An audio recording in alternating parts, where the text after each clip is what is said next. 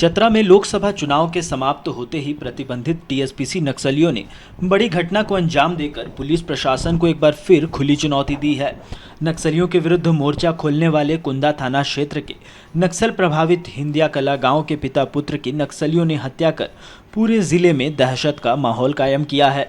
दरअसल बीते कुछ महीने पूर्व जिले के निवर्तमान डीसी कुंदा प्रखंड पहुंचे थे, जहां पर आदिम जनजाति बिरहोर परिवार का हाल जानने डीसी हिंदिया कला गांव भी पहुंचे थे, जहां बिरहोर परिवार को कच्चे और जर्जर मकानों में रहता देख उन्हें आबुआ आवास योजना के तहत रहने के लिए पक्का मकान मुहैया कराया था, जिसके निर्माण कार्य का देखरेख मृतक विभा उरांव का भाई वैद्य बिरहोर कर रहा था। इसी दौरान टीएसपीसी नक्सलियों ने उससे प्रत्येक आवास के बदले 10-10 हज़ार रुपये की लेवी की मांग की थी, जिसे देने से वैद्य बिरहोर ने न सिर्फ इनकार किया था, बल्कि ग्रामीणों के सहयोग से मृतक पंकज व उसके पिता ने मंटू गंछू नामक नक्सली को हथियार के साथ पकड़कर पुलिस के हवाले कर दिया था। इसके अलावा नक्सलियों को गांव में लाने में सहयोग करने वाले सिद्धेश्वर यादव नामक एक व्यक्ति को भी पुलिस ने पकड़कर जेल भेज दिया था।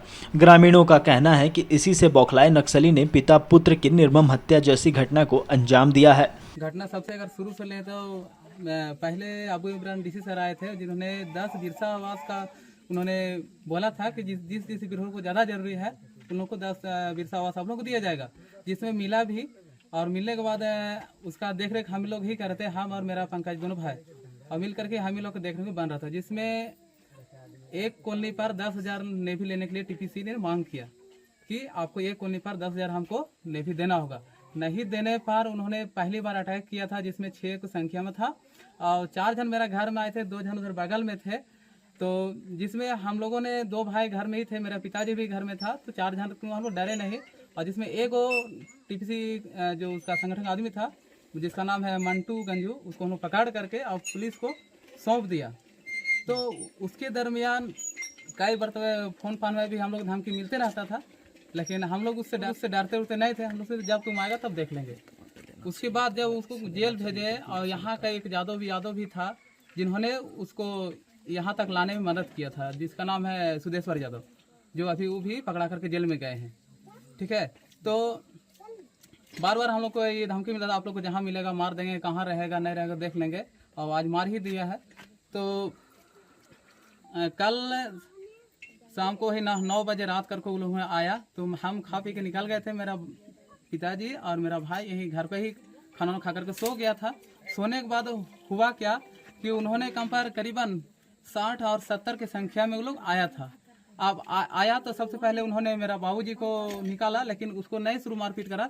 मेरा भाई का दरवाजा जब पूरा तोड़ा उड़ा, उसके बाद दरवाजा नहीं टूटने पर उन्होंने, आप देख रहे होंगे करकट के घर है, और करकट को तोड़ करके उन्होंने नीचे घुसा, और नीचे घुसने से पहले उन्होंने मेरा भाई को पत्थर से, ईंटा से और टांगी से भी मैंने ऊपर से ही मारना शुरू कर दिया।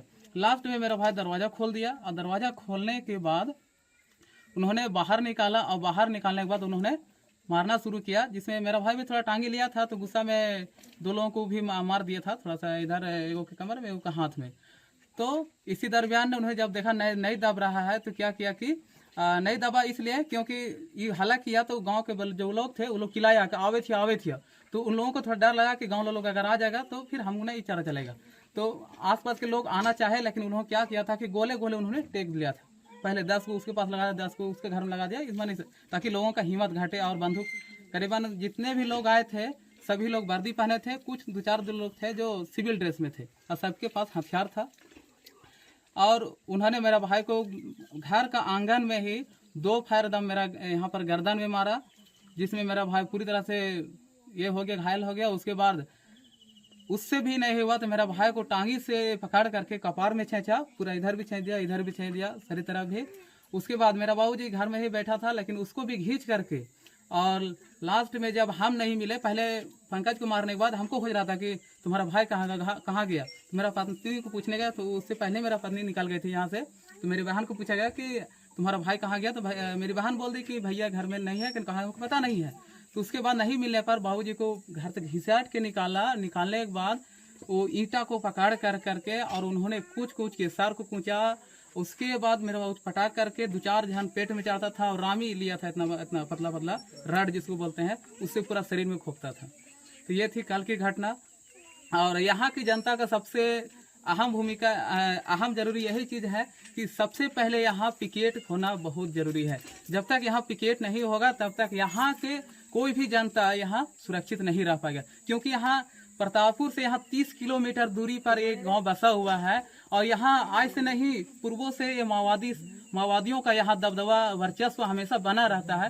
तो जब तक यहाँ पर पिकेट नहीं होगा तो ये वर्चस्व खत्म नहीं होगा। आज मेरा भाई मरा है, कल हम लोग जैसा अगर 10 लड़का और पढ़ेगा कल वो 10 लड़का भी मरेगा। इसलिए हमारा यही ख्वाहिश मांग है कि जितना जल्दी हो सके वो यहाँ पिकेट बननी चाहिए, ताकि जो आज की जो घटना हुआ है वो आने वाला समय में ना हो।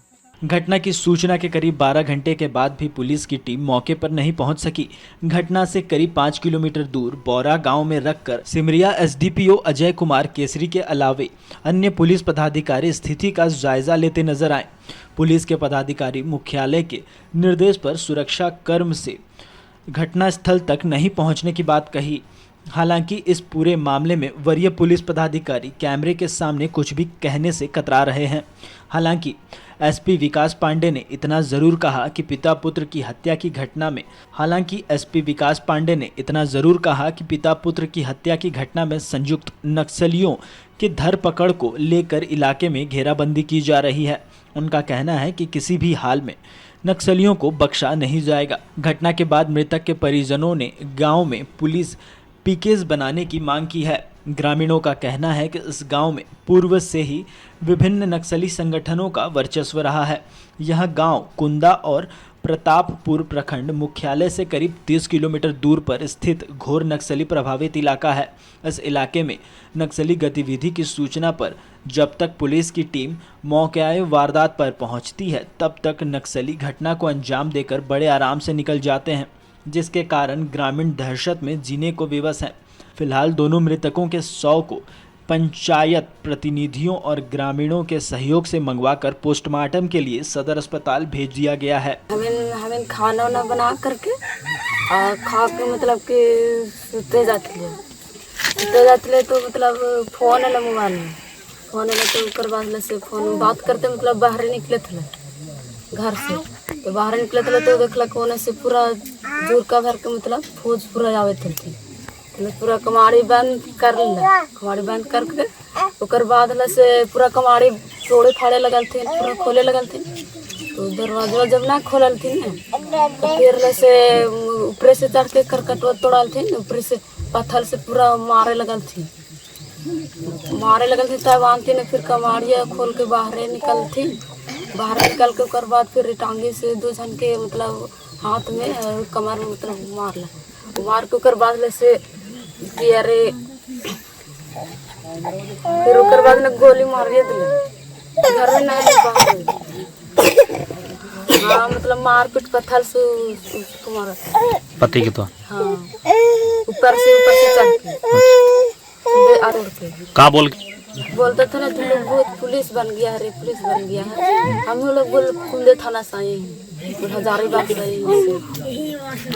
कोई ड्रेस में था कोई सादा में था। कैसा ड्रेस? काला काला पहना था और कोई मतलब फौज वाला ड्रेस पहना था। फौज वाला ड्रेस? हाँ बताइए वो सब पर्ची। हाँ छोड़ा था। कौन सा पार्टी का? बाबू ये तो पता नहीं, पहले भी धमकी मिलता था, पहले फोन पे धमकी देता था, फिर ऐसे गाँव में जैसे बोलता था।